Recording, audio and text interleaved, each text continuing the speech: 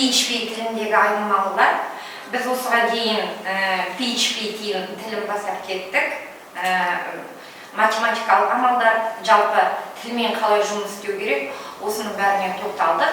Енді бүгін айнымалылармен жұмыс жасаймыз.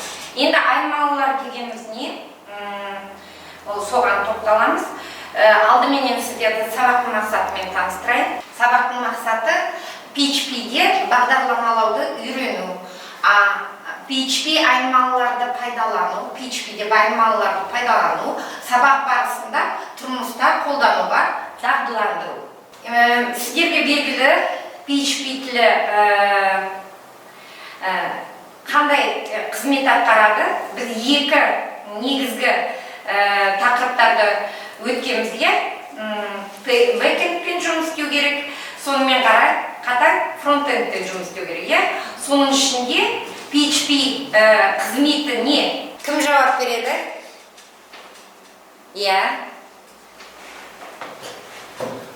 Жалпы негізінен PHP бұл бағдарламау тілі болып табылады. Оның қолдану ерекшелігіне қарай фронтенд және бэкэнд болып табылады. Бэкэнд ол бізде веб қосымшаның немесе сайттың серверлік жағы болып табылады. Яғни тек қана сервермен жұмыс жасайды, оның ішінде деректерді өңдейді, пайдаланушыға нәтижені қайтарады, яғни сервермен байланысуы. Ал фронтенд ол керісінше клиенттің көретін жағы болып табылады. Фронтенд ол бізде қосымшаның немесе сайттың көретін жағы болып табылады. Негізінен JavaScript, CSS, HTML қолданылып, PHP арқылы деректерді өңдейді және сонымен жұмыс жасайды. Жақсы.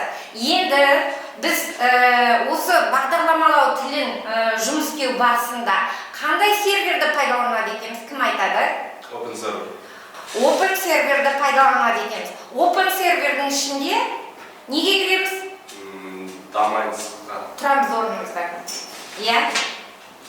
Open serverға кіріп, систем бірінші файл ашамыз, системнің файлына кіреміз, осы панель деген папканы ашып, ішінде Domains'ның ішінде өзіміздің папкамызды ашып, соған index.php деп орнатып, Visual Code'a кіреміз.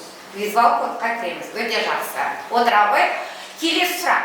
Енді біз PHP тілін бастадық, өтіп жатырмыз. Соның ішінде біз, яғни математикалық амалдар, жазылу жолы, енгізілу жолы, кодты қалай енгіземіз? Кім жауап береді?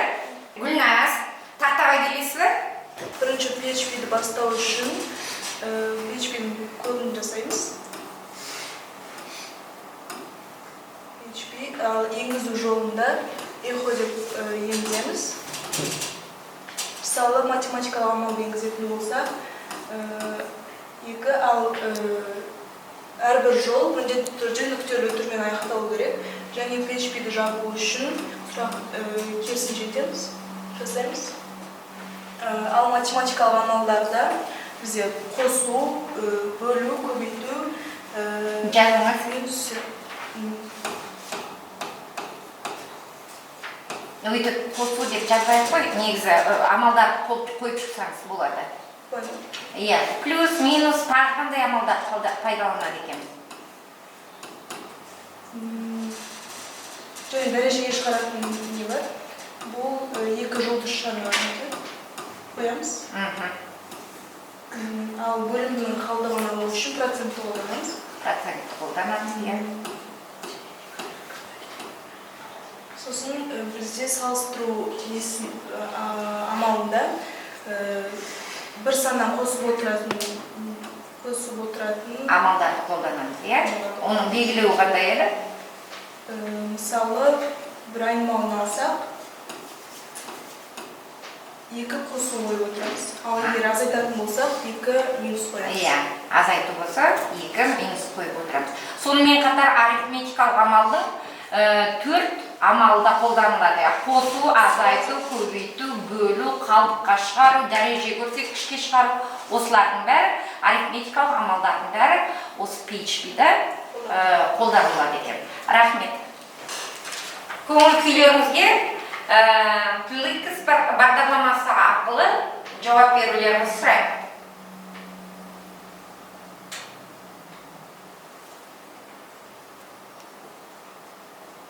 көрдіңдер ма, автоматты түрде сіздердің көңіл күйлеріңізді көрсетіп, нәтижесі шығып тұр.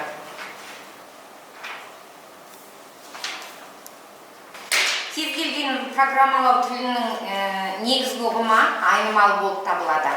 Айнымалы мәні бұл жолдар немесе сандар сияқты кейбір деректерді сақтай алатын контейнер. Оның ішіне сіздерге белгілі, мен başlangıçta бэкэндте, фронтендте айтып кеткен айнымалы дегеніміз ол бір контейнер. Контейнердің ішіне жаңағы алманы да салуға болады, санды да салуға болады, немесе латын әріптерінде салуға болады. Осыны айнымалы. Олардың өзінің белгілеулері бар. Әрбір айнымалының аты болу керек. Ол латын әріптерінен сандардан және астын сызулардан тұратын жаңағы бағдарламаның бір жүйесі. PHP тілінде жаңағы айнымалыны енгізу үшін доллар белгісімен белгіленеді. Ал айнымалының атауын бірнеше жаңағы латын әріптерімен белгілеуге болады, сөздерменен жазуға болады латын тіліндегі, және басқа да атаулармен белгілеуге болады. Енді сіздерге бірінші PHP тіліндегі айнымалылар дерек түрлері математикалық операторлармен таныстырып өтейін. Көріп отырсыздар, PHP-ді HTML тегтеріменен енгізуге болады. Сонымен қатар сол тегтердің ішінде PHP-дің өзінің енгізу коды бар. Жаңа Гүлназ көрсетіп кетті. PHP-ді енгізді. Мінерден айнымалыны доллар белгісімен енгізіп отырмыз. Сан 1 тең 10-ға деп, сан 2 тең 20-ға деп, эхо деген жаңағы шығару, санды шығару керек. Сонымен қатар сақтау жолдарын және браузерға шығарамыз. Мінекей. Жол біткен кезде нүкте өтірменен белгіленеді. Немесе сан 1 мен сан 2-ні қосқанда нәтижесін шығаруға болады. Міне экранға қараңыздар.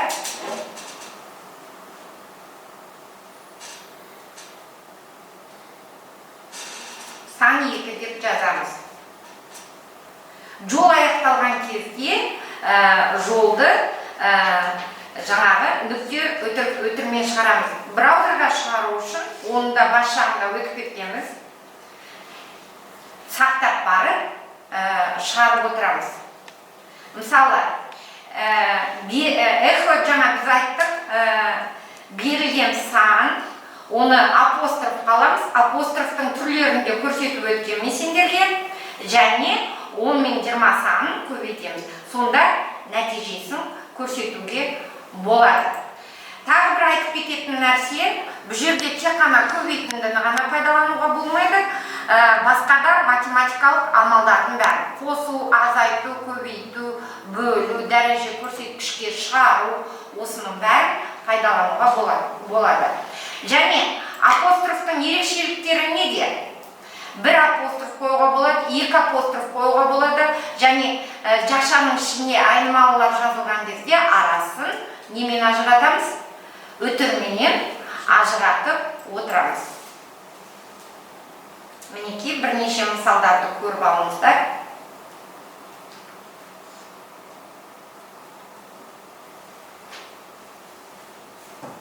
Нәтижесін көрсетсін қазір.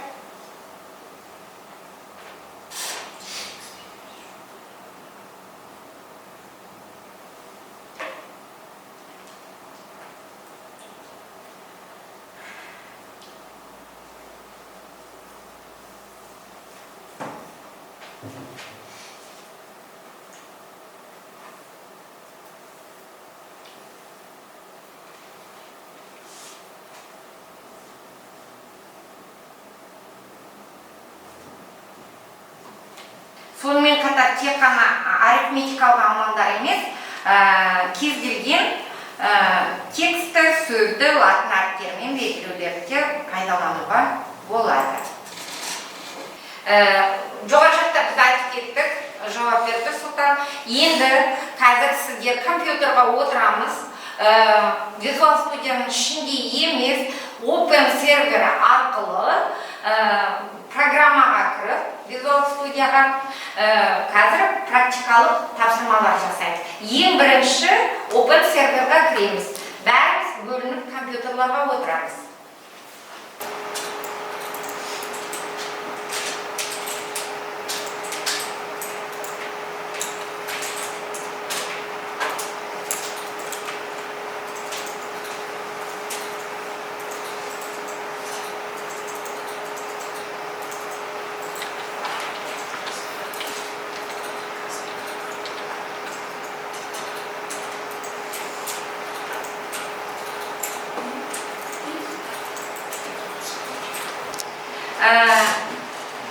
Көңілдеріңізді бері қарай бөліңіздер, мынандай тапсырмалар беріледі. Қараңыздар.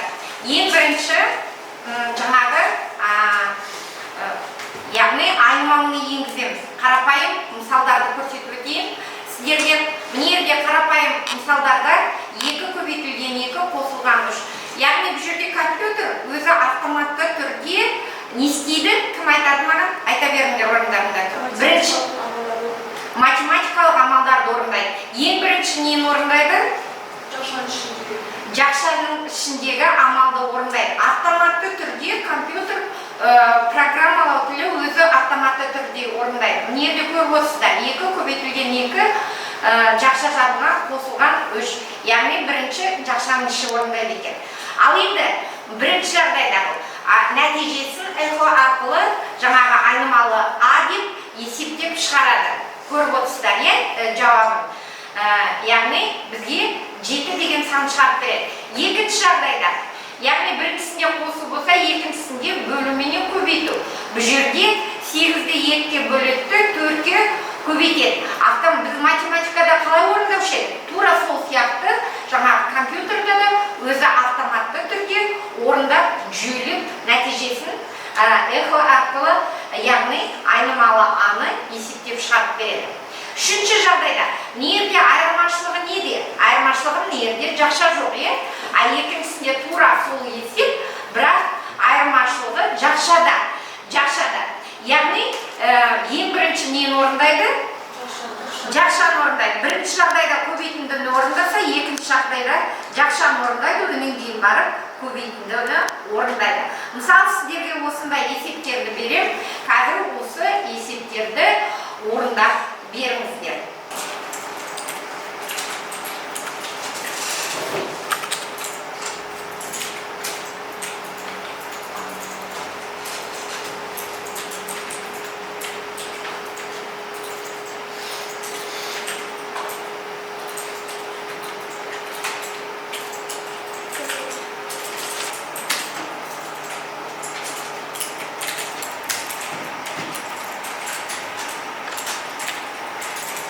Есептерім. Кімде шықты? Бірінші есеп. Әйгерімде шықты. Гүлназда шықты. Шығара беріңдер, жасай беріңдер ала. Сендер. Бағандан бері тапсырмалардың бәрін орындадыңыздар. Осыған дейін біз бірнеше амалдармен жұмыс істедік. Тапсырмаларда қалдықтар болды. Дәреже көрсеткішке шығару. Және бірнеше амалдарды орындадық.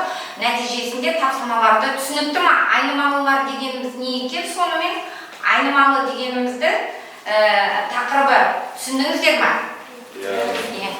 Енді маған айтыңыздаршы, айнымал PHP-да айнымалыларды енгізу үшін, яғни нені пайдалануға болады екен? Доллар белгісін пайдаланады екенбіз. Тағы да кез келген амалдарды орындай береміз ме екенбіз? Кез келген амалдарды орындай береміз. Оларға тек айнымалыға ат қойсақ қана болды. Сосын кейін эхо арқылы экранға шығарамыз. Нәтижесін неде көрсетеміз? Open Server'ден браузер арқылы нәтижесін. Өте жақсы. Браузер арқылы нәтижесін көрсетеміз. Енді сіздердің орындаған тапсырмаларыңызға Платонус жүйесіне қазір баға қоямын. Одан бұрын мен сіздерге үй тапсырмасын бергім келеді. Яғни мына жерде үй тапсырмаларында мына дәптерлеріңізге жазып алыңыздар. Айнымалының мәнді жасаңыз, доллар А, сандардың қосындысын жазыңыз. Бір және оған 2 айнымалының мазмұнын көрсету үшін 3 пәрменді пайдаланыңыз. Яғни нәтижесін шығарыңыздар. Үй тапсырмасын дәптерімізге жазып аламыз. Платон жүйесіне бағаларымызды қойып шықтым. Енді бүгін біз не өттік? Сіздер не түсіндіңіздер? Және тапсырмаларда қандай тапсырмалар орындады? Сол жайында кім өзінің ойын айтады? Айта ғой. Бүгін біз Open серверді ашып үйрендік, және де Visual Code'ға кіріп, айнымалыларды өттік. Айнымалыларды біз доллар белгісімен белгілейтінімізді өттік, және де любой есепті шығара алатынымызға көзіміз жетті. Жақсы. Ағда қандай қиыншылықтарға кездестіңдер? Қиыншылықтар болды ма осы есептер шығару барысында? Иә, олар. Менде мынандай қиыншылықтар кездесті. Мен айнымалыларға ат қойды ұмытып кеттім. Және де код жазу үстінде қате енгізіп, содан браузердан менде нәтижесін шығармай қойды. Қиыншылығыңызды жеңдіңіз бе енді? Көрсету арқылы? Иә, дұрыстап қарап және де есептеп дәптерге жазу арқылы мен қателерімді түсіндім және де оларды ұқтым. Жақсы. Тағы да қиыншылықтар кездесті ме? Оңай ма екен? Айнымалылар тақырыбы? Иә. Жақсы онда.